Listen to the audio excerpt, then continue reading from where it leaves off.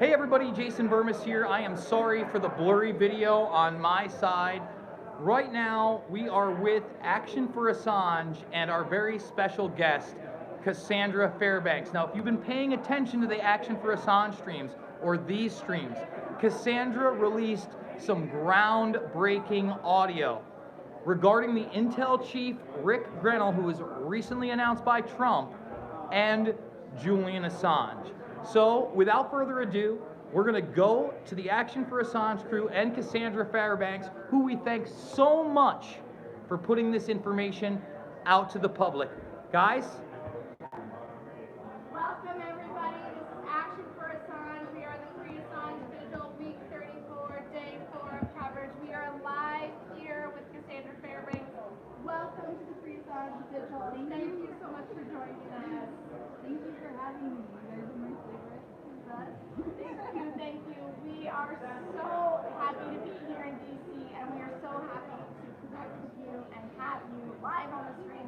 Wednesday nights are our usual live stream nights, and so we are here at the Omni Hotel at a very unique event, I would say. It's been a very interesting evening, and we'll get into that. But first, Cassandra, we want to talk a little bit about what you have had happen to you in the last 24 to 48 hours, and what you released, and what that means for Julian Assange.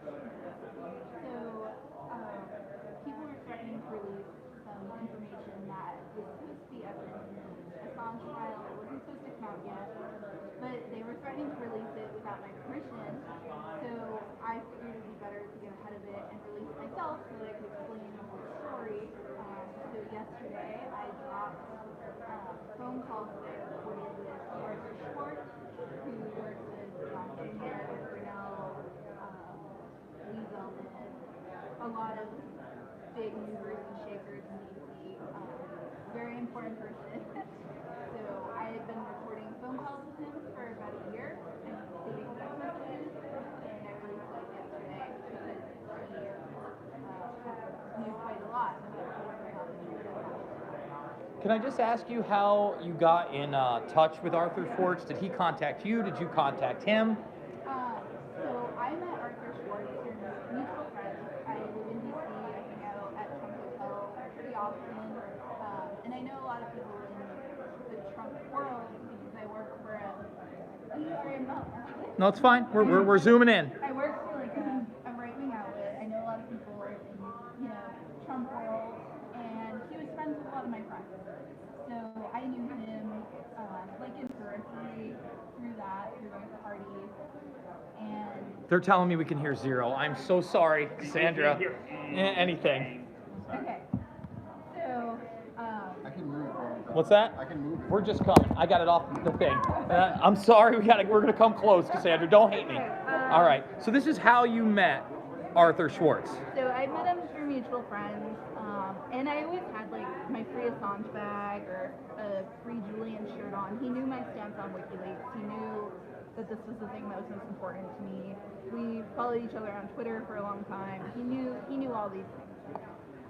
But I was in a DM group with him, and Rick Grenell was in it as well, and a lot of like right-wing social influencers, right-wing journalists, people in the administration, in the campaign, we're all in this big DM group.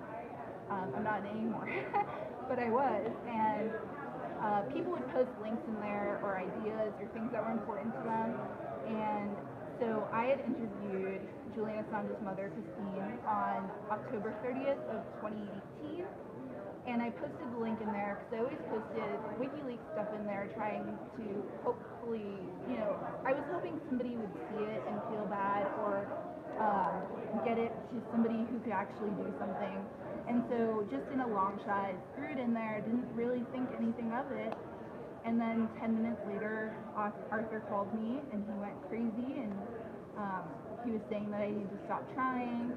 He was screaming at me and saying that they were going to go into the embassy, that they were going to get Julian, that they were going after Manning, that they weren't going after Julian for Vault 7 or for the DNC leaks, but that they were going to go after him for the Manning leaks.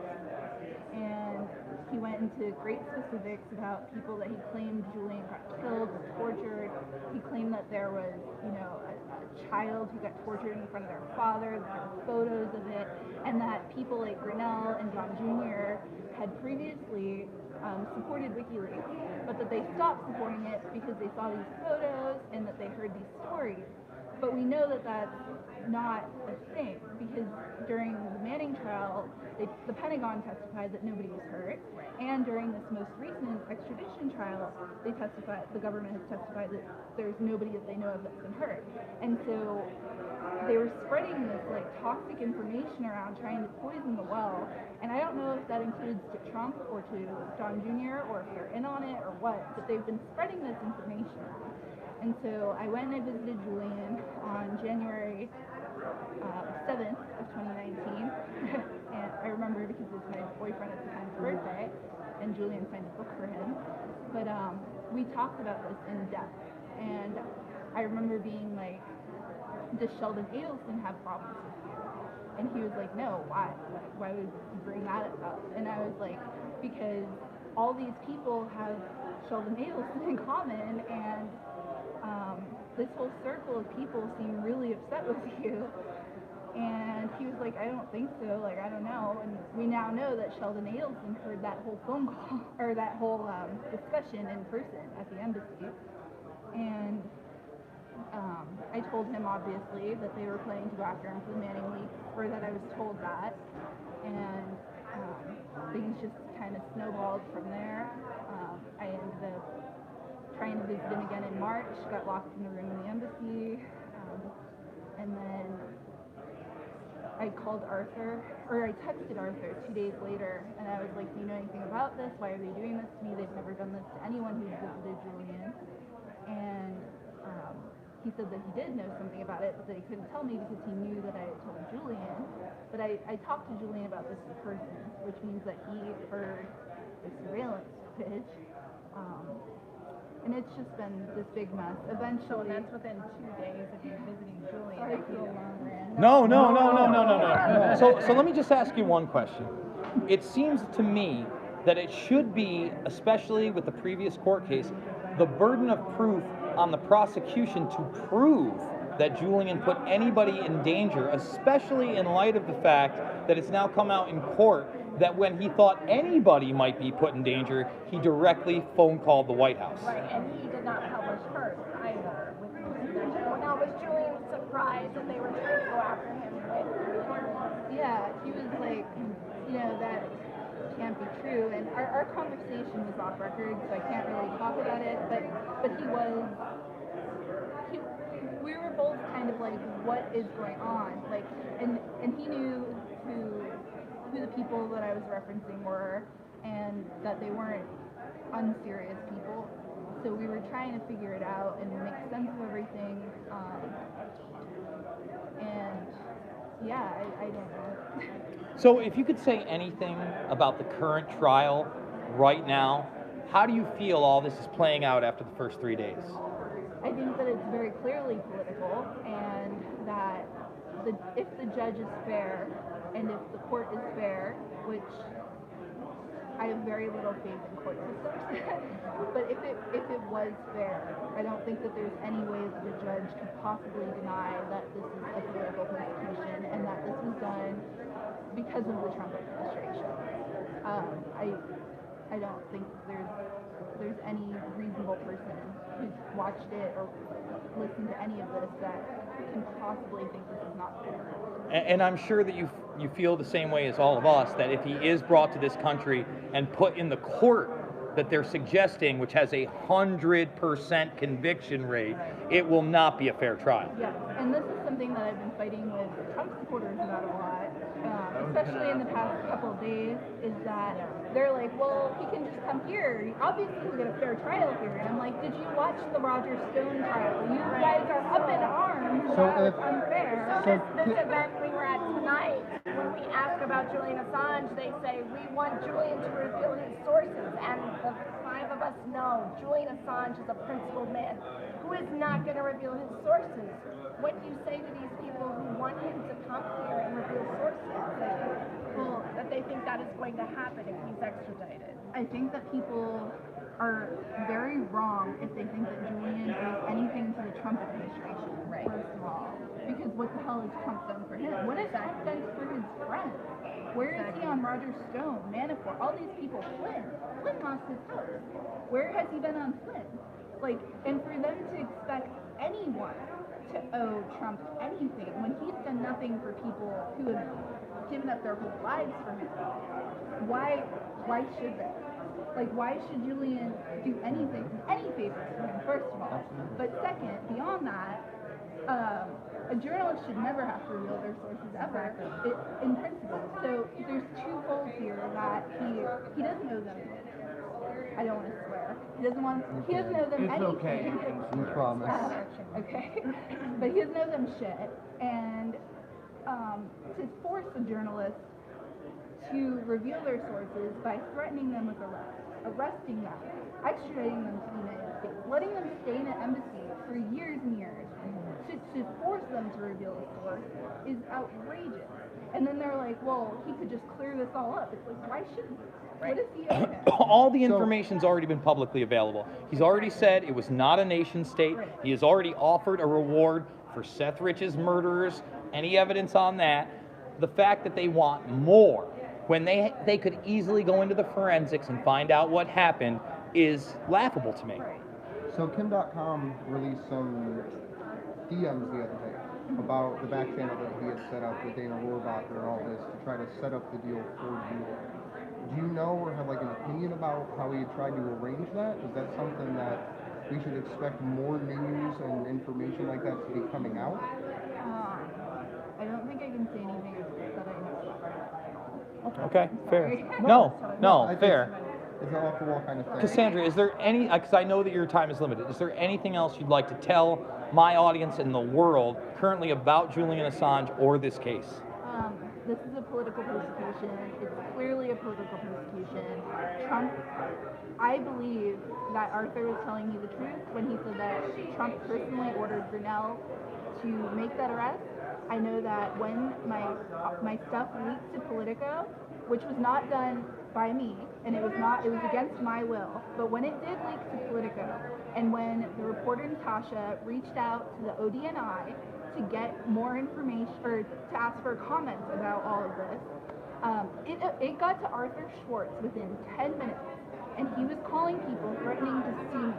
And so clearly he does have that channel of information, and clearly what he was giving me was probably true, and I don't have any reason to doubt that he was telling me the truth when he said that President Trump personally ordered Julian Assange's arrest.